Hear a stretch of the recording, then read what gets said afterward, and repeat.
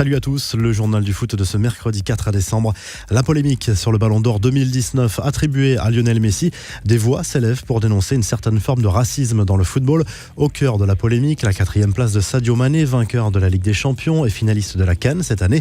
Le Sénégalais arrive pourtant loin derrière l'Argentin. Le sujet a été très commenté sur les réseaux sociaux. D'autres ont souligné le manque de solidarité du continent africain qui a voté plutôt en faveur de Messi. Mané paye peut-être sa discrétion et surtout la dispersion des voix entre les joueurs de Liverpool. 3e du Ballon d'Or, Cristiano Ronaldo a lui reçu le soutien très fort de sa sœur et de sa compagne, persuadé que CR7 reste le plus grand sur la planète football.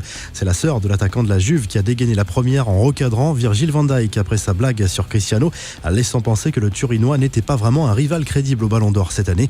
Cher Virgil, partout où Cristiano Ronaldo est passé, il est devenu le meilleur joueur de l'histoire du club.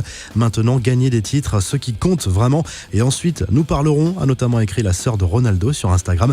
La compagne de CR7 a enchaîné avec moins de virulence, mais un soutien sans faille.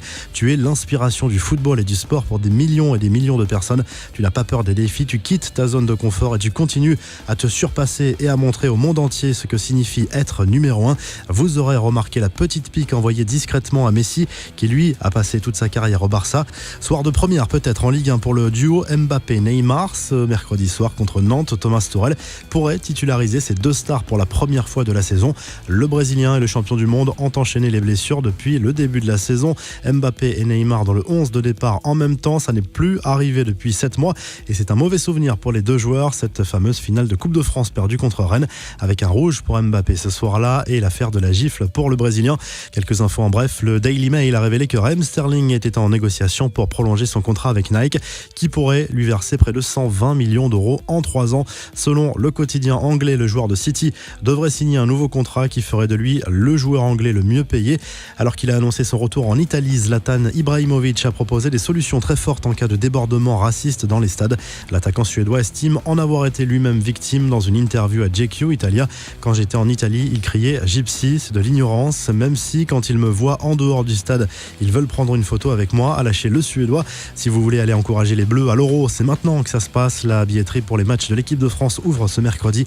Elle se fermera le 18 décembre pour la seule et unique fenêtre de vente et les premiers arrivés seront les premiers servis.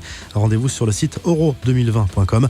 En fin de contrat avec Brescia en juin 2022, Mario Balotelli pourrait peut-être partir bien plus tôt que prévu. Le président du club italien a de nouveau ouvert la porte à un départ de l'ancien Marseillais cet hiver. Les retrouvailles entre Mourinho et le public d'Old Trafford ce mercredi soir en Première Ligue. Manchester United accueille Tottenham. On suivra de près l'accueil qui sera réservé au Portugais qui, soit dit en passant, a été viré avec un meilleur bilan que son successeur sur cette première partie de saison. Ole Gunnar Solskjaer affiche un bilan encore plus décevant que Mourinho au même moment de l'année.